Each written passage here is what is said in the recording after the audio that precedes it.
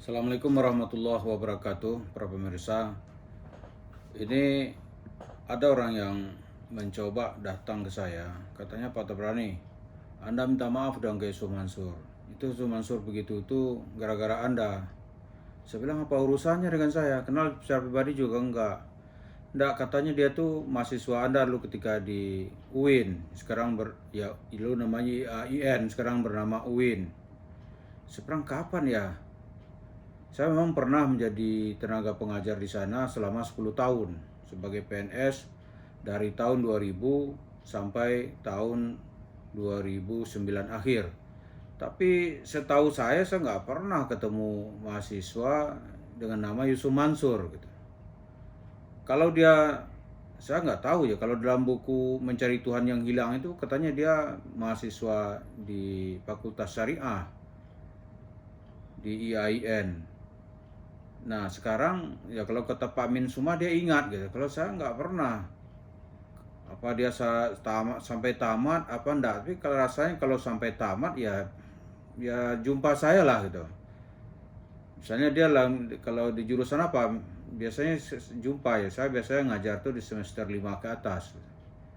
Nah sekarang saya nggak tahu ya kalau dia hanya satu semester sampai semester 4 lantas keluar gitu.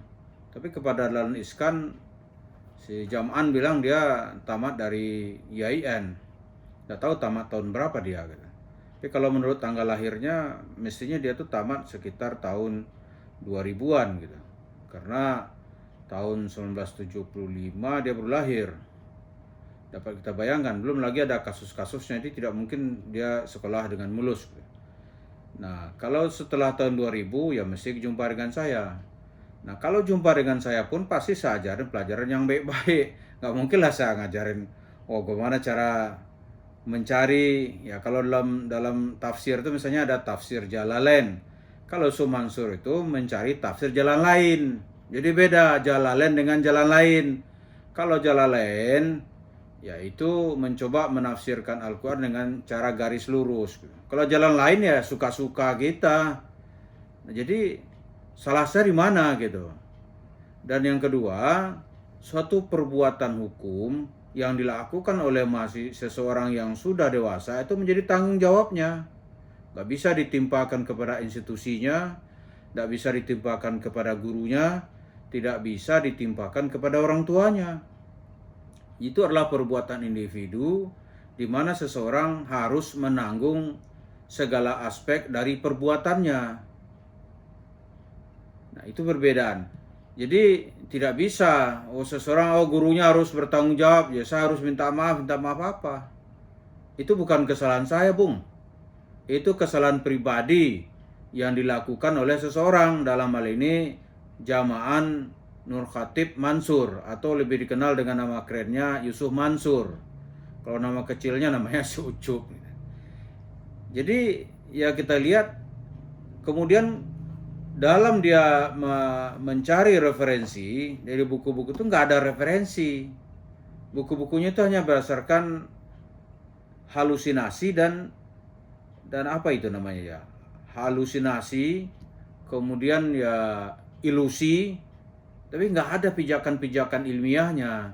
Jadi kalau orang mau melihat ini pijakannya benar nggak nih, ya nggak ada. Ada tafsirnya nih, nggak ada gitu. Ada pijakan hadisnya, ya tidak ada. Jadi semua itu jadi diterjemahkan sesuka-suka aja. Dan hasilnya bisa kita lihat dengan hasil yang sangat ugal-ugalan gitu. Jadi institusi tidak bisa disalahkan. Guru-guru juga tidak bisa disalahkan. Kalau dia bertemu saya dulu, mungkin ya proses dia tuh belum sempurna. Jadi kita nggak tahu gitu menjadi apa dia. Dan kalau telah nampak oleh saya dulu tuh misalnya nih, saya sempat ngajar dia gitu, pasti kita akan arahkan dan akan luruskan bahwa pemahaman dia itu salah. Terakhir yang masih saya ingat itu, saya menjadi pembimbing skripsinya, yang teringat itulah Ustadz Soleh Mahmud, itu saya jumpa gitu. Dan dia menulis tentang Iran, saya termasuk yang menandatangani, sehingga dengan demikian semua proses administrasinya di UIN itu bisa selesai gitu.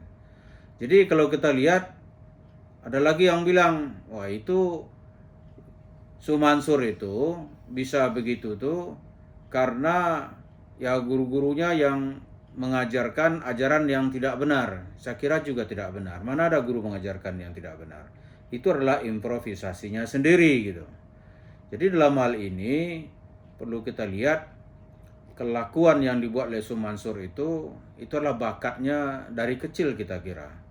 Misalnya dia mengatakan sekarang ini 2.500 investor sudah dia ganti. Lihat aja orang nggak boleh gitu. Siapa yang udah dia ganti? Mestinya karena dia sudah masuk dalam wacana publik, dia tidak boleh melakukan kebohongan publik. Kalau Mansur tetap melakukan kebohongan publik, kami nanti akan melaporkannya ke polisi supaya dia ditangkap gitu. Karena melakukan kebohongan publik itu adalah tindakan pidana. Ya, tindakan pidana di mana seseorang layak untuk dipidanakan dan polisi berhak dan boleh secara hukum untuk menangkap seseorang yang melakukan kebohongan publik. Kalau dia pejabat negara, misalnya anggota DPR melakukan kebohongan publik, dia berhak dipecat. Anggota DPR misalnya cobalah memakai ijazah palsu loh. Dia misalnya tidak sarjana ekonomi, lantas tulis sarjana ekonomi. Ada orang menggugat, itu bisa dipecat. Dosen misalnya nih, dia tidak S2 menjadi dosen, dia tulis namanya nanti doktor, dia bisa masuk penjara.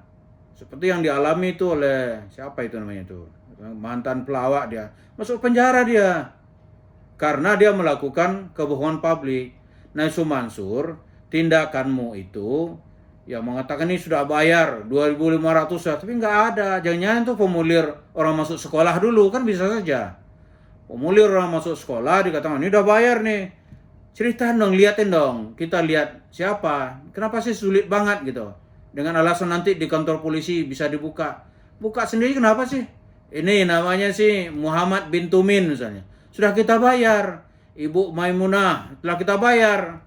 Nah, ini ibunya, ibu benar-benar saya sudah dibayar gitu. Itu oke. Ini jangan-jangan nanti sudah di ngopi-ngopi benar saya dibayar. Berapa dibayar, Bu? Udah ada saya maafkan. Itu tidak cerita persoalan investasi gitu. Kalau maafkan. Nah, lihatkanlah, masa ngeliatnya nggak boleh sih? Masa Ustadz susah banget berhubungan dengan masyarakat? Kalau bang bayar, orang lihat ini saya bayar nih. Apa salahnya gitu? Ini dikit-dikit nanti kita soalkan di kantor polisi. Sekarang aja kan nggak apa-apa.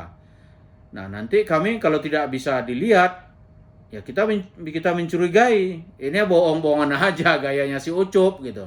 Kita akan laporkan nanti ke kantor polisi bahwa Anda melakukan pembohongan publik atau membohongi publik. Dan itu adalah sebuah tindakan pidana. Ya siap-siap saja. Karena di negara ini, negara hukum, orang yang berbakat bohong, melakukan kebohongan dengan merugikan orang lain, itu akan mendapat sanksi pidana.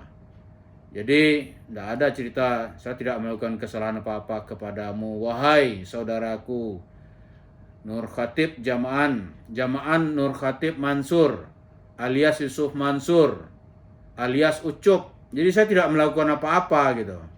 Dan Anda untuk jadi orang bersih, apa salahnya sih bersih-bersih aja gitu. Ini kita bayar nih. Nggak usah panjang-panjang ceritanya.